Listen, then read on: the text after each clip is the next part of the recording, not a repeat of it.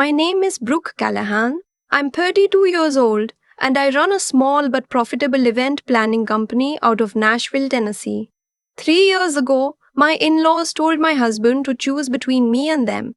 He chose me. Last Thursday, they walked into my office without warning, sat down across from my desk, and my mother in law slid a document toward me that said I owed her 40% of everything I'd built. I looked at her, then at my father in law, then back at her, and I smiled because I had been waiting for exactly this moment for a long time. But I'm getting ahead of myself. Let me take you back to the beginning. I met my husband Graham at a friend's wedding in Chattanooga. He was the best man. I was coordinating the whole event. At one point, the florist delivered the wrong centerpieces, white lilies instead of peonies, and I had maybe 40 minutes to fix it before the ceremony started. Graham showed up in the back room where I was stress eating a breadstick and making frantic phone calls, and instead of getting out of my way, he asked what he could do to help. That was the thing about Graham. He never just stood there. We got married 2 years later. Small ceremony, backyard of a rented farmhouse outside Nashville, fairy lights strung between old oak trees. It was perfect. I planned every detail myself. His parents, Richard and Nadine, were polite at the wedding, warm even. I remember thinking I'd gotten lucky in the in-law department. Nadine complimented my dress. Richard shook my hand and said Graham had done well for himself. That warmth lasted about 4 months. The first sign was small. Nadine started making comments about how we spent money. Graham and I had agreed to put our savings toward my business. I'd been running it part-time out of my apartment and we both believed in it. When Nadine found out we weren't putting that money toward a house yet, she called Graham 3 times in 1 week. He'd come home from those calls quieter than usual, and I'd ask what was wrong, and he'd say nothing, just his mom being his mom. Then came the dinner. It was Graham's birthday. We went to his parents' house in Brentford. A big house, the kind with a circular driveway and a kitchen that's been renovated twice. I brought a pie I made from scratch. Nadine set it on the counter and never served it. Somewhere between the main course and dessert, Richard set his fork down and looked at me and said very calmly that he was worried about Graham's financial future. He said it the way someone says they're worried about the weather. Detached, factual, like I wasn't the one being talked about. I said we had a plan. He said their plan was for Graham to come into the family's real estate investment business. That had always been the expectation. I said I wasn't aware that Graham's future had been pre-decided. Nadine smiled tightly. She said she was sure I meant well, but that event planning wasn't a stable foundation for a family. Graham said quietly but clearly that it was his decision to make. The table went cold after that. Over the next year, the pressure built in a way that's hard to describe unless you've lived it. It wasn't explosive, it was slow. Little comments, long silences on phone calls, a Christmas where they gave Graham a leather folder full of real estate listings and gave me a candle. Richard started calling Graham directly about business opportunities and then mentioning almost as an aside that a good wife would want her husband to have stability. I started to dread every family event. I'd spend the drive there coaching myself to let things go, and the drive back processing everything I'd let go. Then Nadine said the thing that ended it. We were at their house for Easter. I'd just landed my biggest client at the time, a corporate event company that hired me to manage their annual conference in downtown Nashville. It was a real milestone. I mentioned it at the table, not to brag, just because it was part of our week, part of our life. Nadine looked at me and said, "That's sweet, Brooke. But at some point you two are going to want children, and Graham's going to need something real to fall back on. Something real." I put my fob down. Graham put his fob down. He looked at his mother and said very evenly that if she couldn't be respectful of his wife and the life they were building together, then they needed some time apart. She stared at him. His father stared at him. And then Nadine said the thing I have never forgotten. She looked right past Graham and looked at me and said, "I hope she's worth it." We left. Graham drove. Neither of us said anything for a long time. Then he reached over and took my hand. After that, they stopped calling. Not just cooling off. Gone. No texts, no emails, no birthday calls. Graham's sister sent a card at Christmas, but Richard and Nadine were silent. A mutual friend told us later that Nadine had told people I'd poison Graham against his family, that I was controlling, that I had isolated him. I won't pretend it didn't hurt. Not for me, but watching Graham check his phone on his birthday and then put it face down on the coffee table, that hurt. I threw myself into the business. The corporate event contract opened doors. I hired my first 2 employees. We moved out of our apartment into a house. The house Graham and I picked together. No input required. I built a client list. I got a second office space. I won a regional award for Best Event Planning Company in the Mid-South, which sounds small but meant everything at the time. 3 years passed. Then on a Tuesday, my assistant knocked on my office door and told me there were 2 people in the lobby asking for me. She looked uncertain. I asked if they had an appointment. She said no. I asked who they were. She said it was a man and a woman who said they were family. I knew immediately. I told her to put them in the small conference room. Then I sat at my desk for a moment, just breathing. I had imagined this 100 times. In some versions, I was cold. In some, I was gracious. In most, I was somewhere in between. But sitting there, I felt something I didn't expect. Calm. Real calm, not the kind you perform. I walked down the hall and opened the conference room door. Richard and Nadine were seated at the table. They looked older, which caught me off guard. Richard had gone grayer. Nadine had a new haircut. They were dressed nicely, like they'd thought about what to wear. Nadine looked up when I came in and gave me a smile I recognized from Easter 3 years ago. Practiced. Warm on the surface. Brooke, she said, you look wonderful. I pulled out the chair across from them and sat down. What can I do for you? Richard straightened slightly. We thought it was time to reconnect. A lot of time has passed. It has, I said. Nadine folded her hands on the table. We've been doing some thinking. About family.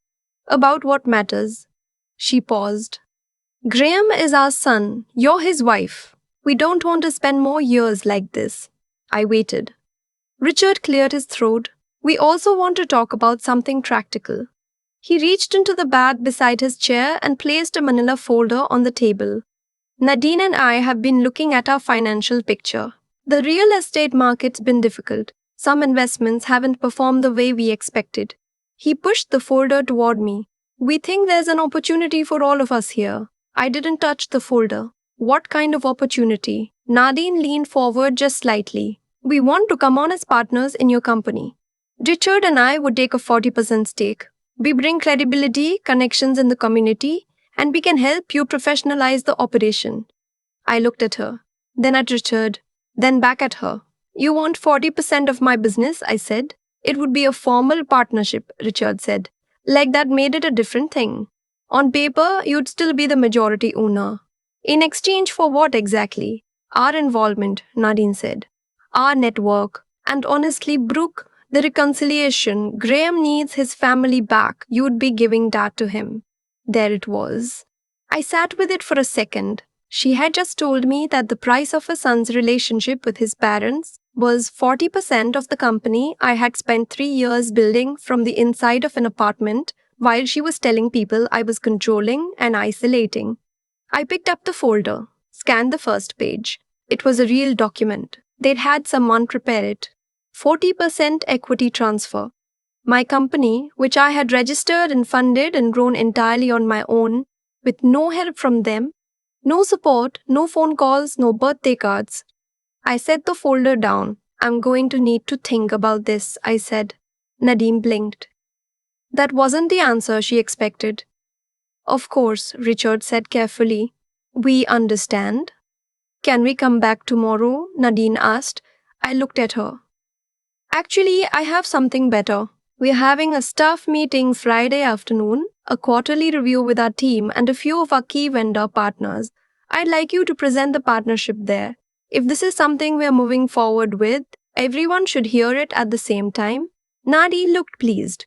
That sounds very professional. It does, I said. I walked them to the elevator. Nadine touched my arm before the doors closed and said she really was glad we were talking again. I nodded and smiled and watched the elevator doors close. Then I walked back to my office, sat down, and called my attorney. I want to explain something here. because I think it matters.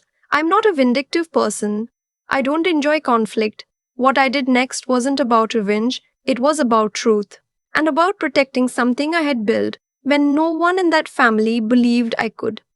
I had suspected, for a while, that Richard and Nadine's financial situation wasn't what they presented. Graham had mentioned, vaguely, that his father had made some bad investments years ago. Once, during the period when they were still speaking to us, Nadine had asked Graham quietly if he could lend them money. Not a lot, she'd said, just to cover something short term. Graham had helped. They never paid it back, and neither of them ever mentioned it again. So when my attorney called his contact and they ran a standard financial background check, the kind you'd do before any legitimate business partnership, what came back was not surprising, but it was thorough. 3 failed LLCs in the past 6 years, 2 tax liens against the Brentwood property, and a civil judgment from a former business partner who had sued Richard for breach of contract and won. The judgment was from 2 years ago and had never been paid. My attorney printed everything. I didn't share any of it until Friday. The Friday meeting was in our main conference room, the big one with the long table and the windows that look out over the parking lot. My 2 full-time employees were there, plus our primary venue contact, our audiovisual vendor, and the account manager from the corporate client that had first put us on the map. My attorney sat at the end of the table. I had not told Richard and Nadine he would be there. They arrived right on time. Nadine had dressed up. She looked around the room with an expression I can only describe as satisfied, like she was already picturing herself at that table regularly. I thanked everyone for being there. I explained that we'd been approached about a potential equity partnership and that I wanted to handle the evaluation transparently, with our team and key stakeholders present. Richard began his presentation. He talked about community connections, about the Nashville social scene, about how their name would open doors. Nadine nodded along and added that they had relationships with several venue owners and could bring referrals immediately. It was polished. I'll give them that. When they finished, I thanked them. Then I said there was one more piece we needed to go over before anyone made any decisions.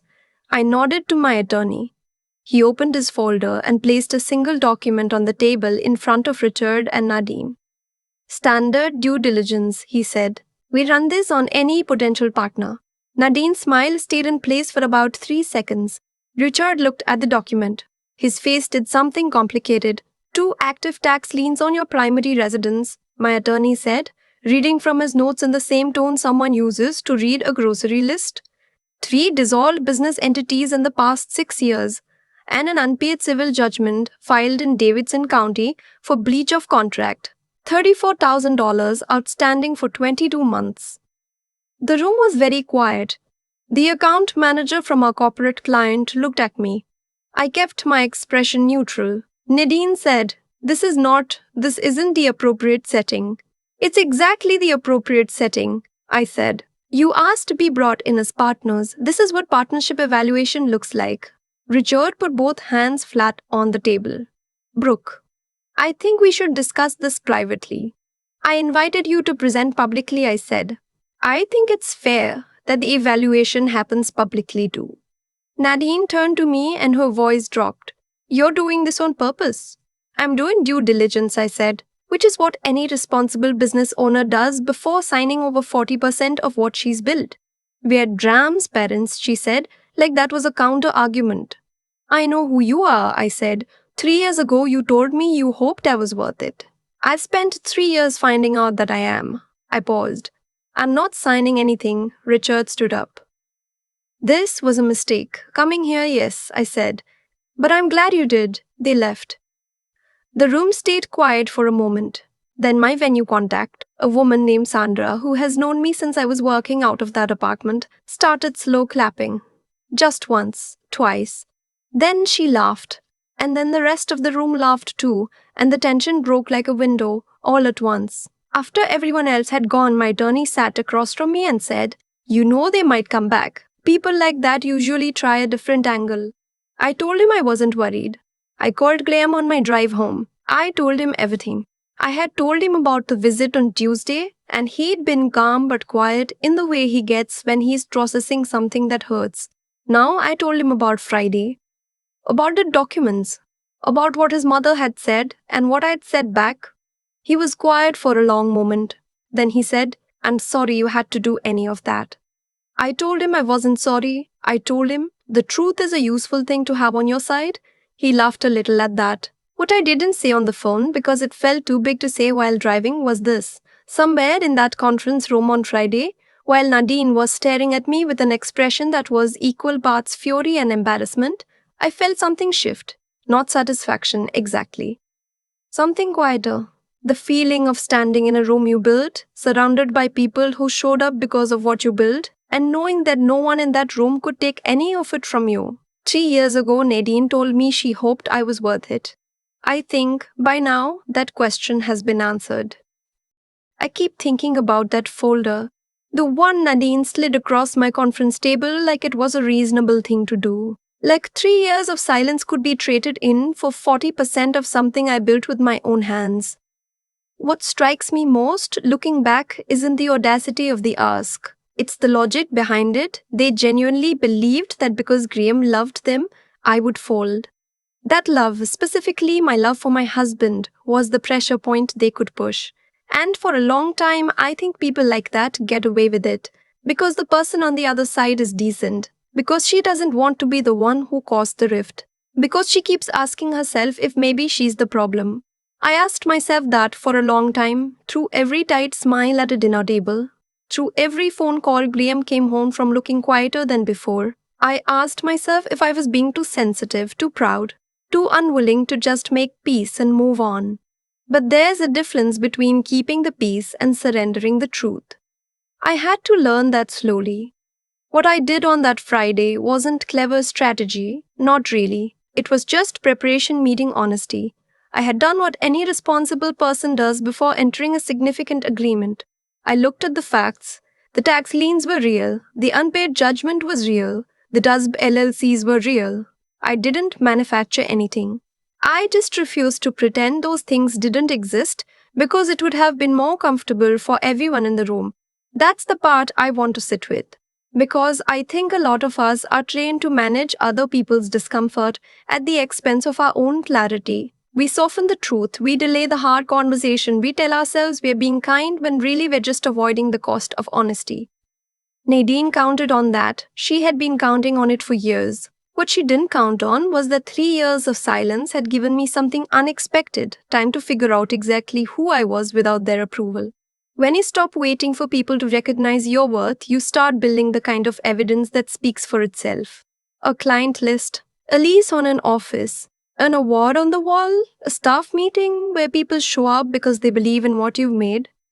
Graham once told me, in the car after that Easter dinner, that he was sorry it had come to that. I told him then that I wasn't sure it was over yet. I was light as it turned out, but I was also less afraid of it than I thought I'd be. I think that's the thing about integrity.